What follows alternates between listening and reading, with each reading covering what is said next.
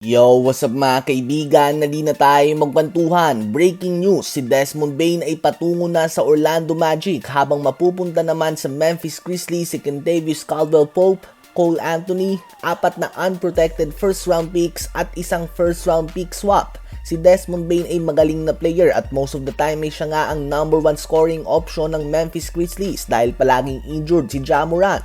Nag-average din siya ng 19 points, 6 rebounds and 5 assists per game ngayong season. Nag-decline na nga ito mula sa 23 points per game niya sa nakaraang taon.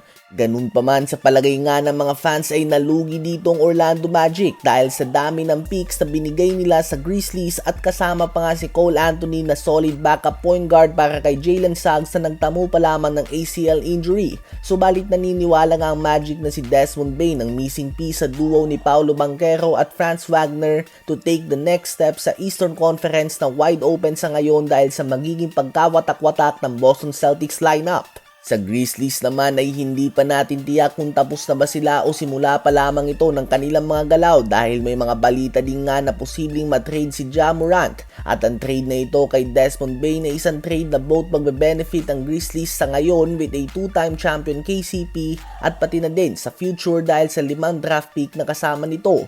Sa ngayon, sa mata ng madami ay panalo ang Grizzlies sa trade na ito, habang may iba din naman na nagsasabi na kung mananatiling healthy ang Orlando Magic ay may kakayahan sila na gumawa ng malalim na playoff run sa East dahil sa addition ni Desmond Bane. Sino ba sa palagay niyo ang panalo sa trade na ito? Ngayon ay tumungo naman tayo sa balita na si Jordan Poole ay posibleng matrade ngayong off-season. Ginagawa nga siyang available sa trade ng Washington Wizards. Sa season na ito ay nag-average si Poole ng 20.5 points, 3 rebounds and 4.5 assists per game on 43% shooting sa field and 37% shooting sa 3-point line. Malaki na nga ang in-improve niya ngayong season kumpara sa nakaraang taon kung saan tila ba hindi siya makaporma sa depensa bilang ang number 1 or number 2 option ng team.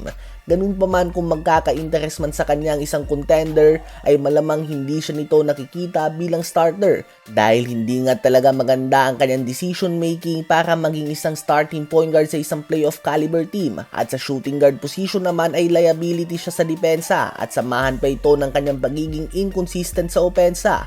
Ang perfect role nga kay Jordan Poole ay maging spark off the bench at maging 6-man dahil dito nga siya magaling ang gumawa ng puntos at maglaro ng isolation basketball.